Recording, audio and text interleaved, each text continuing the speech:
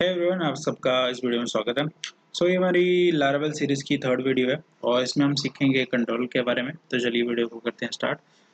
हमारा जो प्रोजेक्ट था वो मैंने ओपन कर लिया। यहाँ पे मैंने रन भी कर दिया। मैं आपको दिखा देता हूँ। तो लास्ट टाइम हमने कुछ इस तरह से देखा था कि राउटिंग क्या है, उसे हम कैसे यूज़ कर सकते हैं, डेटा कैसे पास कर सकते हैं, बेसिक स्टफ देखा था। अभी हमें इतने ज़्यादा डीप जाने की जरूरत नहीं है। अभी बेसिक चीज़ें आपको फेमिलियर करा रहा हूँ कि इस तरह से भी होती हैं इसमें सारी चीज़ें। और फिर आगे चल के देखेंगे कि कैसे उनको अपग्रेड अपस्केल कर सकते हैं। ठीक है। इस वीडियो में हमारा जो मेन टॉपिक है वो है कंट्रोल के बारे में। ठीक है। आपने पढ़ा होगा या सुना होगा एमबीसी के बारे में। ठीक है। तो जो लारावेल हमारा फ्रेमवर्क है वो उसी जो आर्किटेक्चर है, एमबीसी आर्किटेक्चर या मॉडल आप जिसे कहते हो, उस पे काम करता है। ठीक है। एमबीसी का मतलब रहता है आपका मॉडल, एम से मॉडल, व्यू से आपका व्यू ही रहेगा, और सी फॉर कंट्रोलर। ठीक है। तो हमने क्या करा था, हमें व्यू तो हमने देख लिया था एमबीसी में। व्यू पार्ट हमने देख लिया था। ये आपका जो फाइलें रहती हैं ये सारा व्यू पार्ट में ही आती है। तो व्यू तो हम देख चुके थे। अब जो एमबीसी का जो हमारा जो कंट्रोलर पार्ट है, सी पार्ट है कंट्रोलर पार्ट, उसे हम देखेंगे। फिर बाद में जाके हम मॉडल पे भी वर्क करेंगे। जब भी हम डेटा या डाटाबेस के ऊपर काम करेंगे तो मॉडल को भी चेक करेंगे। तो अभी उसकी कोई जरूरत नहीं है, तो इसलिए मैं वो आपको बता नहीं रहा। अभी हमारे पास जानने की जरूरत है कि कंट्रोल क्या है और उसे हम कैसे यूज करते हैं। ठीक है। तो लास्ट वीडियो में हमने देखा था कि कैसे हम किस तरह से यहाँ पे हम अपना पेज दिखा सकते हैं और साथ ही के साथ हम डेटा पास कर सकते हैं। ठीक है। बट ये तो था एक सिंपल। मान लेते हैं हमारा प्रोजेक्ट बड़ा हुआ तो सारी चीज हम यहाँ नहीं कर सकते। ठीक है। मतलब बेसिकली इस राउट फाइल में हम सारी की सारी चीजें हम क्यों लिखें। हम क्या कर सकते हैं, इसके लिए अलग से एक कंट्रोलर बना सकते हैं इस राउट के लिए। ठीक है। तो मतलब क्या है कि जब भी ये वाला राउट एग्जीक्यूट होगा तो वो क्या करेगा, एक कंट्रोलर को कॉल करेगा। ठीक है। और कंट्रोलर के अंदर हम बता सकते हैं कि क्या करवाना है, क्या इंफॉर्मेशन फैच करवानी है डेटाबेस से, क्या डिस्प्ले कराना है यूजर को, सारी चीज, सारा का सारा जो बिजनेस लॉजिक आप लिखते हैं वो सारा का सारा कंट्रोलर के अंदर लिख सकते हैं।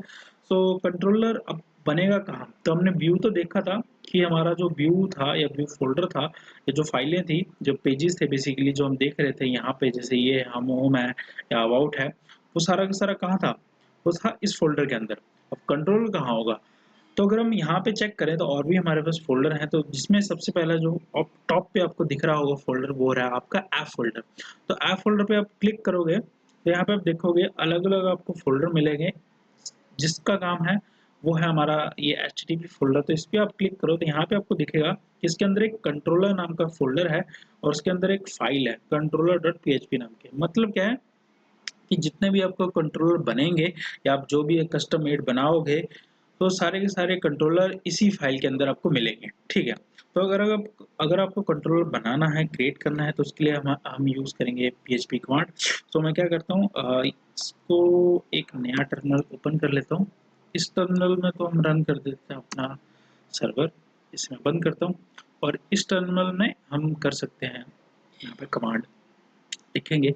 सो मैं ये वाला मेथड प्रेफर करता हूँ कि अलग से टर्मिनल खोल के आप कर सकते हो। इवन आप BS कोड में भी यूज कर सकते हो अपना टर्मिनल। तो यहाँ पे आप टर्मिनल पे जाके न्यू टर्मिनल करोगे तो यहाँ पे नीचे आपको टर्मिनल मिल जाएगा। तो आप दोनों चाहे जैसे मर्जी चाहे आप वैसे मर्जी कर सकते हो। मैं दोनों तरीके आपको बता देता हूँ। ठीक है।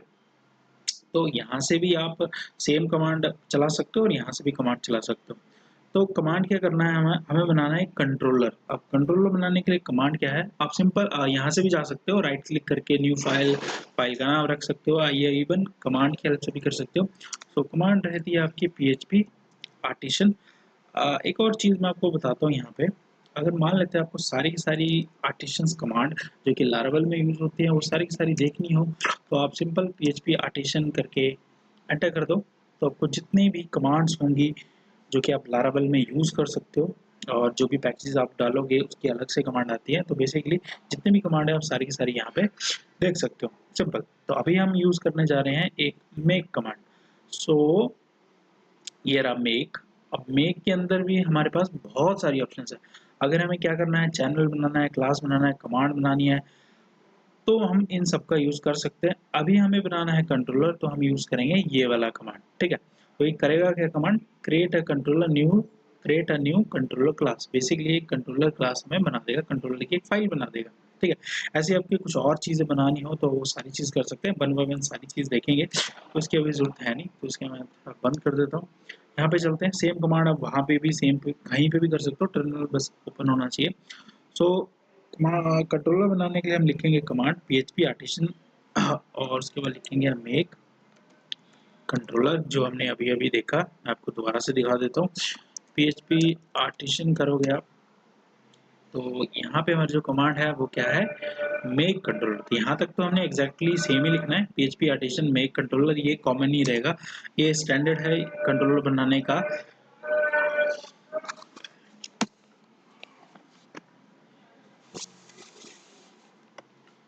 इसके बाद हमें क्या करना है, आपने लिखना है कंट्रोलर का नाम। अगेन नेमिंग कन्वेंशन यहाँ हम फॉलो करेंगे।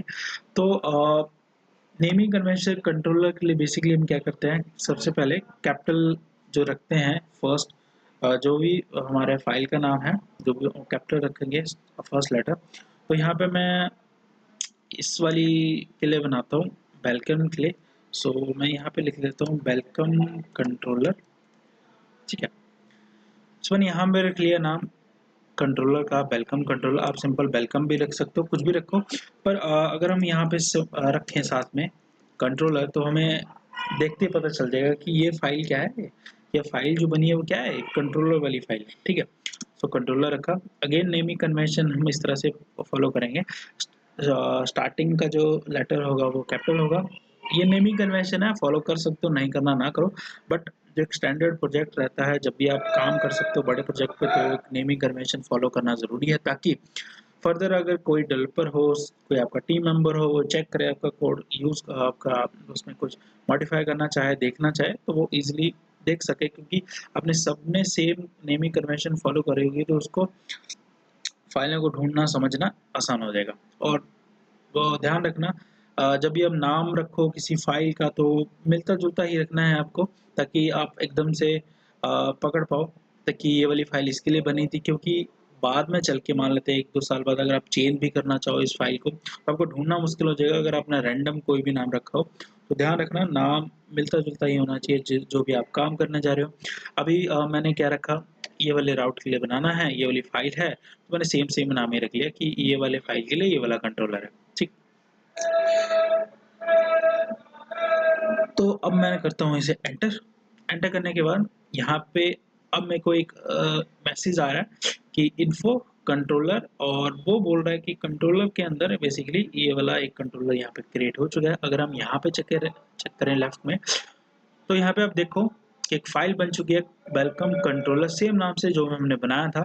आप कोई भी नाम रख सकते हो, अगेन नेमिंग कन्वेंशन आपको फॉलो करना है, ठीक है। तो ये हमारी फाइल बन चुकी है। अब मेरे को लिंक कैसे करना है, अब कंट्रोलर तो बना दिया, हमारे पास राउट भी रेडी है, तो मान लेते हैं तो हमें लिंक करने के लिए क्या करना है यहाँ पे। तो ये चीज़ को तो मैं हटा देता हूँ, ये चीज़ को मैंने हटा दिया, ठीक है। यहाँ पे हमें लिखें कॉमा, यहाँ पे स्क्वायर ब्रैकेट अगेन, और यहाँ पे हम लिखेंगे अपने कंट्रोलर का नाम। तो मेरे कंट्रोलर का नाम क्या है, वेलकम कंट्रोलर, ठीक है। उसके बाद आपको लिखना है डबल कॉलन क्लास, ठीक है। तो ये हमारा क्या हुआ, अब वेलकम वाला जो पेज था वो अब इस कंट्रोलर से लिंक हो गया। तो लारावेल ने क्या किया, अब जब भी राउट पे कोई भी रिक्वेस्ट आएगी तो दो चीज़ें करेगा, एक पहले तो इस व्यू को लोड करेगा, और दूसरा कि इस कंट्रोलर वाली क्लास को जो वेलकम मैंने बनाया था उसको कॉल करेगा, ठीक है। अब ये क्या है क्लास, अब हमने पढ़ा होगा जैसे अपने कोर पीएचपी में या किसी भी लैंग्वेज में पढ़ा होगा, ऊप्स कॉन्सेप्ट सेम ही इसमें भी क्लास ऑब्जेक्ट के रूल फॉलो होते हैं। तो अगर हमें पता है क्लास ऑब्जेक्ट के रूल, तो यहाँ पे हमें बना सकते हैं वेरिएबल्स, बना सकते हैं मेथड्स, बना सकते हैं, ठीक है। तो अगर मैं यहाँ पे एक मेथड बनाऊँ तो यहाँ पे मैं स्पेसिफाई करता हूँ पब्लिक, ये क्या है, एक स्पेसिफायर जो कि हमें या किसी भी चीज़ को एक्सेस देता है पब्लिकली डायरेक्ट, मतलब इस फंक्शन को एक्सेस कर सकते हैं आप, इसे पब्लिक प्रोटेक्टेड या प्राइवेट भी बना सकते हो, ठीक है। तो यहाँ पे मैंने लिखा पब्लिक फंक्शन कीवर्ड, और यहाँ पे हम रखेंगे उस फंक्शन का नाम जो मैं चाहता हूँ कि कॉल हो ये वाले पेज पे, या ये वाला पेज जब भी कॉल हो तो ये वाला यूआरएल जब भी कॉल हो तो ये वाला इस कंट्रोलर ये वाला फंक्शन चल जाए। अगेन यहाँ पे कुछ भी नाम रख सकते हो, नेमिंग कन्वेंशन फॉलो करना जरूरी है। तो मैं क्या करता हूँ, इसका इंडेक्स ही रख लेता हूँ अभी के लिए। आप यहाँ पे कुछ भी नाम रख सकते हो। तो ये मेरा एक मेथड बन गया। और ये चीज़ अब इसको अगर मेरे को कॉल करना है तो यहाँ पे कॉमा करके यहाँ पे मेरे को उस फंक्शन का नाम पास करना पड़ेगा जो मेरे को यहाँ पे बनाया है। सेम नाम करना है पास जो भी बनाया हो आपने, ठीक है। तो यहाँ पे कर दिया पास। अब क्या होगा, जब भी हमारा ये होगा तो ये वाला फंक्शन कॉल हो जाएगा। सो हम क्या करते हैं, अब इसे यहाँ कर लेते हैं इस तरह से, ठीक है। अब हम क्या करेंगे, ये वाला व्यू जो है वो डायरेक्ट यहाँ पे लिखेंगे नहीं, तो इसे हटा देंगे। तो अगर हम व्यू पास नहीं करें तो इसे भी हटा देंगे और इस रिटर्न को भी हटा देंगे। और हमने फंक्शन ऑलरेडी बनाया है कंट्रोलर के अंदर, तो हम इस फंक्शन को भी यहाँ से हटा देंगे, ठीक है। ये एक्स्ट्रा ब्रैकेट्स को मैं हटा देता हूँ, ये रहा। सो हमारा सिंपल सा अब राउट का जो रहेगा सिंटैक्स या स्ट्रक्चर वो कुछ इस तरह से रहेगा। दोबारा आपको बता देता हूँ, ठीक है। तो हमने क्या किया, यहाँ पे बताया कि जब भी रूट यूआरएल पे कोई भी रिक्वेस्ट आएगी तो ये वाला कंट्रोलर अब कॉल होगा और इस कंट्रोलर का ये वाला फंक्शन चलेगा, ठीक है। और उस फंक्शन का अगेन हम नाम रख सकते हैं जो मैंने आपको पहले भी बताया था। अब यहाँ पे अगर हम चले, इस फाइल को हम कर लेता हूँ सेव। तो यहाँ पे चले तो यहाँ पे मैंने क्या किया, यहाँ पे हमने वेरिएबल कुछ बना लिए जैसे पहले बनाए थे। और अब यहाँ पे हम स्पेसिफाई करेंगे कि हमें कौन सा जो पेज है वो शो कराना है, ठीक है। सो हमारा जो यूजर था वो क्या आया, रूट पे आया। रूट लारावेल ने क्या किया, रूट का जैसे रिक्वेस्ट आई तो उसने इस वाले मेथड के पास हमारा कंट्रोल भेज दिया। ये वाला मेथड क्या कर रहा है, ये वाला मेथड हमें एक पेज शो कर रहा है अगेन वैसे ही जैसे वहाँ पे था। तो यहाँ पे हमने लिख दिया रिटर्न व्यू वेलकम। तो यहाँ पे हम जाएं, यहाँ पे रिफ्रेश करें, तो यहाँ पे अब अगेन अभी दिखा रहा है target class welcome controller does not exist because कि हमने यहाँ पे तो इसे एक्सेस कर लिया पर इंक्लूड नहीं किया, ठीक है। तो इंक्लूड करना ज़रूरी है। तो अगेन तो यहाँ पे हम लिखते हैं यूज़। अब हमारी वाली फाइल कहाँ पे पड़ी है, हमारी वाली फाइल पड़ी है इसके अंदर। तो हम यहाँ पे लिखते हैं ऐप http/controllers/ और कंट्रोलर के अंदर हमारी फाइल थी, हमारी वाली फाइल है वेलकम कंट्रोलर, ठीक है। तो हमने ये इंक्लूड कर लिया। अब जाके रिफ्रेश करते हैं तो अब दूसरा एरर आ रहा है। अब आ रहा है अनडिफाइंड वेरिएबल का नाम है $myName। बेसिकली बोल रहा है कि ये वाली फाइल में जो वेरिएबल है उसे मिल नहीं पा रहा है, डिटेक्ट नहीं कर पा रहा है। जैसे हम बंद कर देता हूँ, क्यों, क्योंकि हमने फाइल तो रेंडर करवा दिया पर उसमें कुछ भेजा नहीं। जैसे यहाँ पे हमने इसमें भेजा था वैसे ही हम यहाँ पे भी भेज सकते हैं। सो अगर मैं कॉमा करके यहाँ पे लिखूँ, एरे डाल देता हूँ, यहाँ पे लिखता हूँ जैसे माई नेम और यहाँ पे पास करते हैं हम अपना वेरिएबल नेम। ऐसे ही हम यहाँ पे मैसेज पास करते हैं, मैसेज msg1। तो सेम काम जो था वो वहाँ, अब वो काम हमने यहाँ पे शिफ्ट कर लिया। अब इससे हुआ कि हमारा जो कोड एक तो सेपरेट हो गया, क्लीन हो गया और हमने जो जितनी भी फंक्शनैलिटी थी उस चीज़ की वो यहाँ पे कर दी बजाय वहाँ पे, ताकि हमारा जो कोड है वो मैनेजेबल हो। और मैं यहाँ पे इसे लिख देता हूँ। अब इसे अगर मैं सेव करूँ, यहाँ पे जाके रिफ्रेश करूँ, तो अगेन हमारा आउटपुट तो सेम है, ठीक है। बस कोड हमने क्या करा, सेपरेट कर दिया। अब मैंने यहाँ पे डायरेक्ट व्यू को ना कॉल करके यहाँ पे कर रहा हूँ कंट्रोलर को कॉल, और वो कंट्रोलर क्या कर रहा है, ये वाले मेथड को कॉल कर रहा है। ये वाला मेथड क्या कर रहा है, ये 3 वेरिएबल डिफाइन कर रहा है और वैल्यू को पास कर रहा है। सिंपल, जैसे हमने पहले किया था वैसे ही, ठीक है। अब हम जितना भी बिजनेस लॉजिक है, जैसे डेटा फैचिंग है डेटाबेस से, या कोई कैलकुलेट कराना है कि यूजर ने कुछ भी इनपुट करा जैसे डेटाबेस में सेव करो, कहीं भेजो, मेल करो, वो सारा का सारा काम हम इसी क्लास के अंदर इस वाले राउट के लिए कर सकते हैं। ठीक है, अगेन अब सेम चीज़ मैं बाकियों के लिए भी बना सकता हूँ। ठीक है, सो मैं इस चीज़ को यहाँ से हटाता हूँ, इसे करता हूँ बंद। इसका नाम हम रख लेते हैं जैसे अबाउट, और यहाँ पे अगेन हम कंट्रोलर का नाम लिख सकते हैं। मैं इसके लिए अलग से एक कंट्रोलर बना सकता हूँ, या जो कंट्रोलर मैंने बनाया उसको भी यूज़ कर सकता हूँ। ठीक है, सो अगेन आप पे है, आप किस तरह से प्रोसीड करते हैं। सो अभी के लिए मैंने जो कंट्रोलर बनाया है उसी को ही मैं यूज़ कर लेता हूँ। तो मैं चाहता क्या हूँ कि जब भी ये वाले यूआरएल पे रिक्वेस्ट आए, सो ये वाला मेथड कॉल हो जाए। अब मेथड मेरे को बनाना पड़ेगा, तो मैं यहाँ पे चलता हूँ। तो मेथड मैंने दोबारा बना लिया, नाम मैंने वही रख लिया, सेम नाम रखना है, जो भी आप नाम वहाँ पे रखोगे। और यहाँ पे अब मेंशन करेंगे क्या क्या हमें दिखाना है। हमें दिखाना है व्यू, और व्यू कौन सा है हमारा, अबाउट फाइल, ये वाली आप फाइल ये होगी। और बस इतना सा करते हैं, सेव करते हैं। सो अगर हम यहाँ अब स्ट्रक्चर देखें तो इस तरह से हमारा हुआ है। यहाँ पे जाएं, रिफ्रेश करें, सो अबाउट पेज पे क्लिक करते हैं तो अबाउट पेज यहाँ पे शो हो जाएगा। ठीक है, वैसे अगर आप चाहते हो अबाउट पेज पे कुछ भेजना, तो यहाँ पे मैं भेज देता हूँ, जैसे डेटा मान लेते हैं, ये भेज दिया कि this is data from controller class, और वो डेटा मैं यहाँ पे भेज सकता हूँ। सो यहाँ पे मैंने कर लिया जैसे मैसेज, और यहाँ पे डॉलर डेटा को मैंने पास कर दिया। अब यहाँ पे पास किया है तो डिस्प्ले कराने के लिए यहाँ पे जाना पड़ेगा। ओके, यहाँ पे कुछ मिस्टेक हुई है। ओके ओके ओके, यहाँ पे हमें लगाने पड़ेंगे ये स्क्वायर ब्रैकेट्स। सो हमारा हो गया सही। अब हम चलते हैं अबाउट पे। यहाँ पे अगर हम शो कराना है वो डेटा, तो मैंने बताया था हम यूज़ कर सकते हैं कर्ली ब्रैकेट्स, और यहाँ पे हम लिख सकते हैं अपने वेरिएबल का नाम। ध्यान रखना है वेरिएबल का नाम ये वाला यूज़ करेंगे हम डिस्प्ले कराने के लिए। तो मैं सेम कर लेता हूँ ताकि मिस्टेक ना हो। अब हम करते हैं रिफ्रेश। सो यहाँ पे आप देख सकते हो ये जो डेटा है वो यहाँ पे हमें शो होना स्टार्ट हो गया। इसे मैं थोड़ा सा ब्रेक कर लेता हूँ। ठीक है, यहाँ पे रिफ्रेश करते हैं तो यहाँ पे देख सकते हो जो डेटा हमने पास किया था वो यहाँ पे डिस्प्ले होना स्टार्ट हो गया। ठीक है, तो इस तरह से हम कॉन्टैक्ट के लिए भी कर सकते हैं। तो मैं जल्दी से इसके लिए भी यहाँ पे बना देता हूँ, मैं यही कॉपी कर लेता हूँ।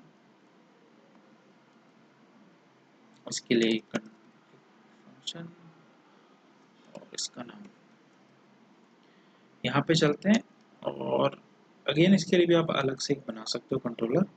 अब एक ही कंट्रोलर में सबको रखना चाहते हो, सॉरी एक कंट्रोलर में रखना तो वो भी कर सकते हो। सो ये कौन सा पेज शो करेगा, कॉन्टैक्ट, और इसमें भी अगर हम मैसेज शो कराना चाहते हैं तो सेम कर सकते हैं। मैं यही कॉपी कर लेता हूँ और यहाँ पे जाके कर लेते हैं पेस्ट, सेव करते हैं। अब अगर हम यहाँ पे रिफ्रेश करें, कॉन्टैक्ट पे चले, तो अब आप देख सकते हो कि कॉन्टैक्ट पे भी दिख रहा है डेटा, यहाँ पे दिख रहा है, यहाँ पे दिख रहा है। तो इस तरह से हम क्या कर सकते हैं, अपना जो कंट्रोलर बना सकते हैं कस्टम, और उसको यहाँ पे लिंक कर सकते हैं। और लिंक करने के बाद यहाँ पे जो भी हमें डेटा भेजना है वो इस तरह से हम भेज सकते हैं। ठीक है, अब इस तरह से भी नेक्स्ट चीज़ यहाँ पे हम क्या कर सकते हैं, इस तरह से अलग अलग वेरिएबल को सेंड करने के बजाय हम इसे कंबाइन भी कर सकते हैं एक एरे फॉर्म में। सो अगर मैं यहाँ पे लिखूँ, जैसे मान लेते हैं बनाता हूँ एरे, और यहाँ पे हम कुछ इस तरह से कर सकते हैं की वैल्यू फॉर्म में। तो अगर मैं इसे कॉपी करूँ, यहाँ पे करूँ पेस्ट, तो इस तरह भी कर सकते हैं। अब मेरे को क्या करना क्या है, सारे वेरिएबल की बजाय एक ही वेरिएबल पास करेंगे जिसमें हमारा डेटा है।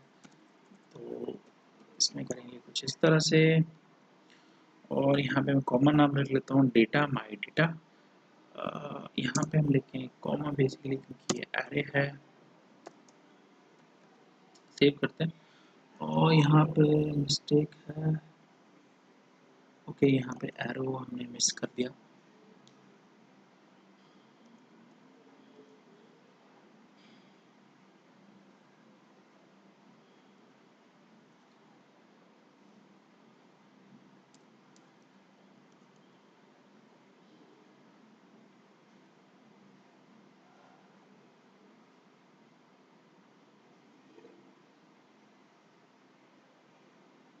ओके, यहाँ पे मैं छोटी सी मिस्टेक कर दी, यहाँ पे मैं ये सेमीकोलन लगाना है। सो अब ये हमारा हो गया है करेक्ट। अब हम चलते हैं अपने वेलकम वाले पेज पे, यहाँ पे चलते हैं। अब अगर हमें डिस्प्ले कराना है डेटा तो वैसे ही डिस्प्ले कराएंगे, कुछ इस तरह से हम लिखेंगे अपने वेरिएबल का नाम, हमारे वेरिएबल का नाम था माई डेटा, और यहाँ पे मैं पास करेंगे इंडेक्स बेसिकली। तो अभी के लिए इंडेक्स हम क्या यूज़ कर रहे हैं, इसको मैं कुछ इस तरह से लिखूंगा, नेम यहाँ पे रख लेते हैं आपका M1 फॉर मैसेज 1, और यहाँ पे रख लेते हैं M2 फॉर मैसेज 2। यहाँ पे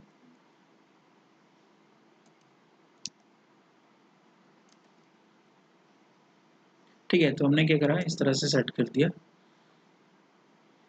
अब चले यहाँ पे, तो यहाँ पे जाके हमें लिखना पड़ेगा इंडेक्स। तो इंडेक्स हमारा क्या है, हमारा था नेम,